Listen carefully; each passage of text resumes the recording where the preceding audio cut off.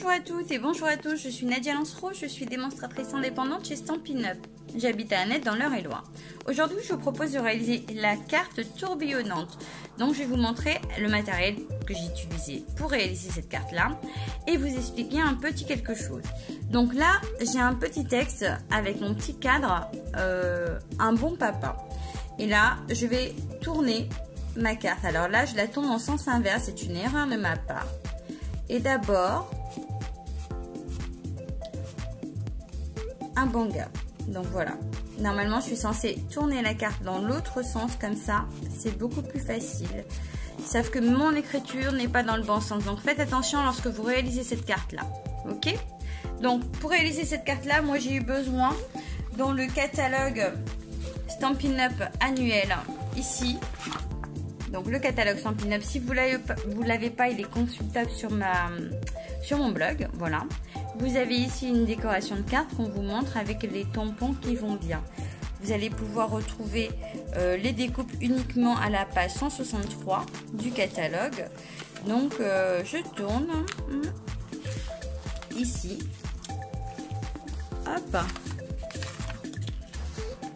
Tourbillon d'images. C'est un set des poinçons qui sont super sympas. On peut faire plein de choses avec et c'est vraiment top. Maintenant, avant de commencer, je vais vous montrer quelques petits trucs avec. Donc pour les découpes, dès que vous découpez, d'abord on va faire un point. Celui-ci, vous obtenez un truc comme ça. Donc pour la carte, moi j'en ai fait deux, d'accord. Je vais vous expliquer pourquoi après. Ensuite, vous avez dans les découpes plein d'embellissements. Donc celui-ci, il se découpe comme ça finalement, d'accord. Comme ça, je vous les montre tous. Après, vous avez bien sûr celui-ci. Il en faut deux pour réaliser ma carte. Donc pour la déco, je vous explique ça après. Alors, ce qui est intéressant à savoir, c'est avec celui-ci, en fait.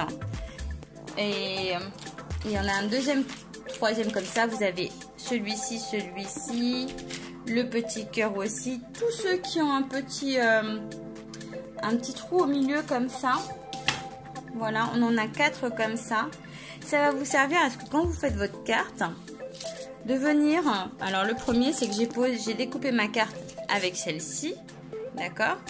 Et je suis venue poser au milieu de ma carte en mettant le trou qui est là avec celui qui est là. Ça va juste positionner et vous permettre votre découpe propre. Et vous allez en ressortir celui-ci, ok. Donc c'est pareil si vous utilisez le cercle comme ça. Sinon vous allez vous retrouver avec le cercle tout seul. Et le petit rectangle c'est pareil. Vous allez vous retrouver avec le rectangle tout seul. Donc après vous en avez d'autres, hein. Vous avez des petites étoiles, des petits points, des nuages, des petits cœurs. Alors ce qui est sympa aussi à savoir, c'est que vous en avez 3. Et comme ça, hop, des petites flèches comme ça qui vont vous permettre juste d'embosser sur votre papier. Donc j'ai fait des petites chutes.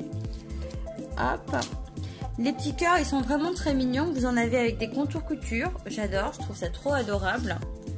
Vous en avez toutes les tailles, hein. Et puis,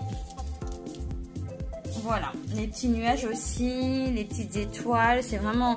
Alors j'ai pas tout découpé, mais c'est juste pour vous montrer.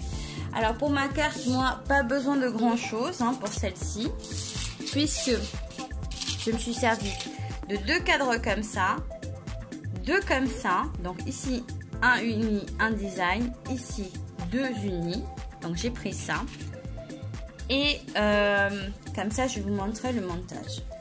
Donc d'abord, voici la première carte que j'ai découpée. Une fois que j'ai découpé mon cadre, je suis venue positionner...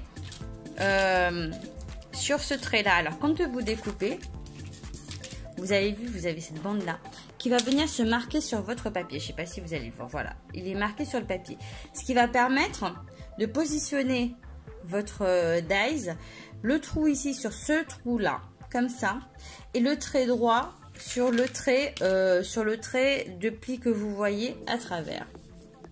Donc on fait ça dans un premier temps, on découpe, on la ressort. Dans un deuxième temps, on vient reproduire la même chose avec le papier design. Donc voilà, j'ai redécoupé, j'ai fait exactement le même principe. Et après, je suis venue retirer 0,5 en haut, 0,5 sur les côtés, les deux côtés et en bas. Donc, sur les 4 côtés, j'ai retiré 0,5. Ce qui permet de positionner votre carte comme ça.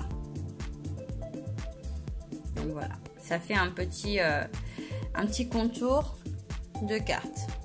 Ok? Après, je prends mon deuxième cercle que je vais venir tamponner. Mais avant, je vais en prendre un autre et je vais venir découper au ciseau. Je vais vous montrer. Voilà, je découpe comme ça pour former un cache et sur le trait du camembert. Là. Hop. Ça va me permettre de faire un cache. Quand je vais venir tamponner ici, je vais pouvoir me positionner comme ça, tamponner là sans salir le reste. Je mets mon cercle comme ça de façon à ce que je suis droite, que mon ongle soit droit, afin que quand je vais mettre ma carte, déjà ceux-là je vais les coller ensemble, ça va être plus simple. Donc ceux-là ils sont collés ensemble, je me positionne de façon à ce que là, j'ai la même forme à l'intérieur. Cette forme-là, je la retrouve ici. Je me positionne comme ça. Donc je suis droite, je vais venir tamponner ici. Le texte que je veux tamponner. Donc je vais commencer par un bon papa et je vais venir le tamponner là tout droit. Alors je vais prendre mon Stampin' White et je vais venir colorier la partie importante du projet que je veux tamponner. C'est la fête des pères bientôt. Donc une petite carte, c'est sympa. Donc, voilà. Là je repositionne mon brouillon dessus. Je fais ça pour voir parce que je vois pas trop. En fait, j'ai un peu trop coupé, il fallait vraiment couper à la limite là, hein. Donc je vais le remonter. Et je mets de façon à ce que mon trait soit droit.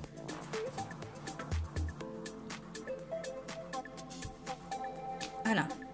Un bon papa est tamponné.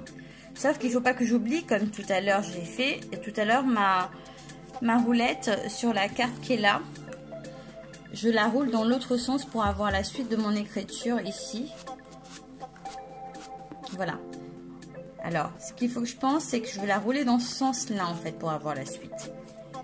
Donc, quand c'est là, je vais la descendre comme ça. Donc, je vais la tourner d'un quart, mais de façon à ce que le bon papa soit en bas et que la suite soit de ce côté-là.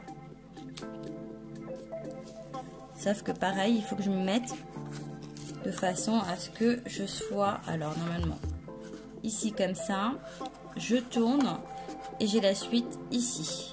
Donc voici mon repère. Après je peux même tamponner comme ça je serai pile poil juste. Et ça ne va pas déborder. Donc je nettoie le reste et je viens colorier ce qui me reste à tamponner. Là, je vais colorier le « et d'abord ».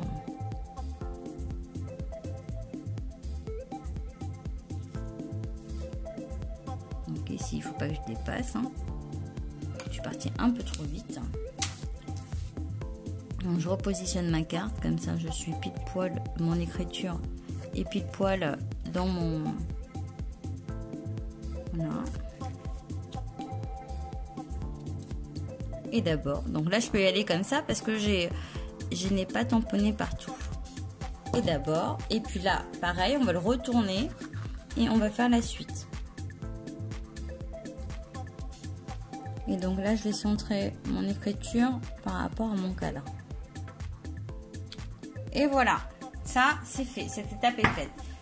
Après je vais récupérer toujours du même set de tampons un Banga. La référence c'est la référence 150-226, voilà. Je vais récupérer celui-ci et je vais venir ancrer. C'est que je l'ancre mais je n'en veux pas partout. Et surtout je veux qu'il soit très très clair, donc je l'estompe plusieurs fois à côté, vraiment pour voir apparaître un petit bout. Et comme là j'ai coupé trop court, hop, je mets comme ça. Voilà, c'est ce que je voulais. Donc voilà, c'est pareil, je fais pareil de ce côté-là. Hop.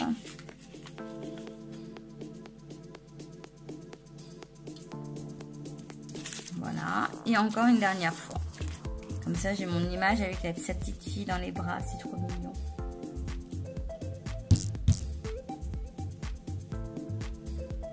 Comme ça, vous voyez le principe de la carte. Enfin, après, vous mettez ce que vous voulez, vous tamponnez comme vous voulez, peu importe. Donc, voilà à quoi ça a servi le petit truc.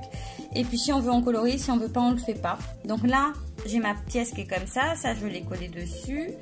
Ensuite, je vais positionner ici un bon papa. Donc, je voudrais qu'il apparaisse en premier. Donc, je vais venir le placer au niveau du trou et passer une attache parisienne. J'ai pas préparé.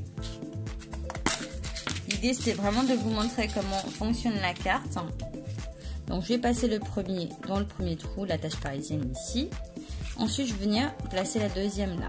Ok? Donc là, après, on va ouvrir. Et là où il faut faire attention, c'est recoller la carte sur du papier. Mais alors, attention, ne pas coller le cercle parce que c'est ce qui va nous servir de... Là, voilà, ça tourne. C'est vraiment très sympa. Quand on tourne comme ça, un bon papa. Et d'abord, un bon gars. Je trouve ça excellent. Sauf que là, effectivement, du coup, je suis obligée de retourner ça en arrière pour avoir l'écriture dans le bon sens. Et je vais les coller à plat. Donc, c'est un peu plus compliqué. Mais quand on le tourne dans ce sens-là, c'est beaucoup plus facile.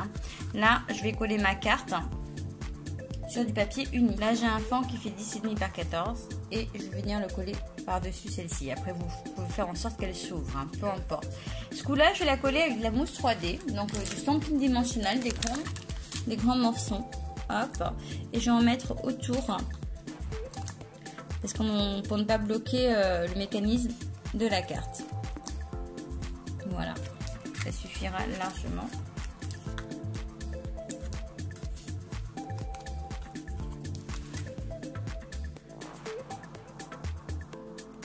Voilà. Donc voilà, ça se tourne bien. Alors ensuite, je récupère une chute ici qui était à l'intérieur. Je vais venir la poser là, ça va me faire de la déco et c'est pas moche. Et j'ai tamponné, tu es le meilleur parce que on a toujours un papa et on dit qu'il est le meilleur. Donc cette fois, je vais prendre de la stamping dimensionnelle plus petite, de la mini, parce que je n'ai pas besoin de plus. J'en mets un sur chaque côté. Hop. Et je vais venir positionner déjà. Alors, je vais prendre l'angle qui est là et... Oups.